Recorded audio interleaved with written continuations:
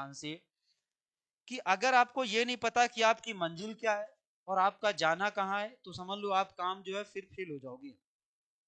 आपको ये पता होना चाहिए कि जब गवर्नमेंट एग्जाम की तैयारी करने आओ बेटा, तो ये आपको पता होना चाहिए कि हमें किस डायरेक्शन में जाना है, कौन सी तैयारी करनी है, एसएससी के कितने एग्जाम होते हैं, कौन से एग्जाम को टारगेट करना है। अगर जो बच्चा अभी एसएससी की जर्नी में बिल्कुल फ्रेशर है, तो वो समझ ले कि एसएससी कितने एग्जाम्स करवाती है।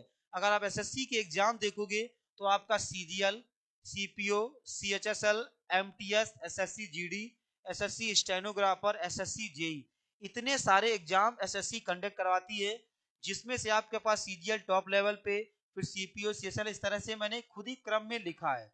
तो अगर आप देखोगे कि एग्जाम आपको क्रैक करना है, तो पहले आपको पता होना चाहिए कि जाना कहाँ है और मंजिल जाने का रास्ता कौन सा है। रास्ता नहीं पता होगा तो आप कुछ नहीं कर पाओगे। ये आपके जाने के रास्ते हैं। इसमें आप तैयारी कैसे करोगे वो सारी चीजें बताने वाला हूँ। सबका सिलेबस थोड़ा थोड़ा अलग है, सब में math, reasoning, GS, GK, English सारी चीजें आने वाली हैं, तो सिलेबस सबका अलग है।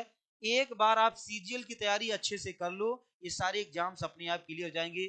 सीजीएल में आपके पास मैथ है, आपके पास रीजनिंग है, इंग्लिश है, जीएस, जीके, इस सारे चारों सब्जेक्ट इनको अच्छे से पढ़ लो।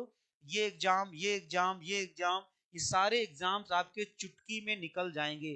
तो टारगेट सीजीएल को करो और छोटे वाले एग्जाम्स बीच में देते रहो, और बिल्कुल एक फिक्स डायरेक्शन में ये सारी चीजों को मोटिवेशन लेके करो कि मुझे अपने माँ बाप का सपना प्यार कर पूरा करना है, मुझे अपने काम को जो है अपने एक नॉर्मल फैमिली, देखते हो कि बहुत से गरीब बच्चे सिलेक्ट होते हैं क्योंकि उन्हें पता होता है कि मेरे घर में मैं ही एक ऐसा कहलाता हूँ जिस तरीके मेरे बाप मुझे फीस दे रहे हैं, मुझे पढ़ा रहे हैं। इन सारी बातों को मोटिवेशन लेके और 8-8 9-9 10 घंटे आप पढ़ाई कर सकते हो।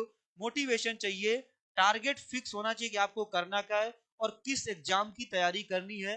अगर जो भी बच्चे सीएजएल वाले हैं 2024 का टारगेट कर रहे हैं, अक्टूबर में पेपर होने वाला है, मॉक देना स्टार्ट कर दो और मॉक से अपनी गलतियों को एनालाइज करो कि मैथ में कहाँ गलत हो रहे हैं, रीजनिंग में कहाँ गलत हो रहे हैं और इंग्लिश में कहाँ पे गलत हो रहे हैं। इन सारी चीजों, जो बच्चा अभी आपके 120 नंबर आ रहे हैं, अभी आप इतने दिन में 150 के आसपास ये नंबर खींच के ले जा सकते हो, बशर्ते आपका डेडिकेशन और सारी चीजें आपकी होनी चाहिए।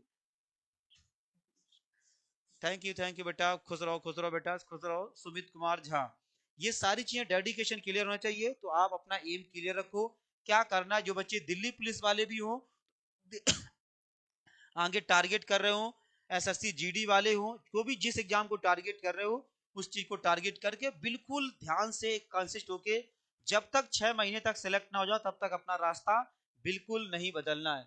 आशीर्वाद दे दो बिल्कुल।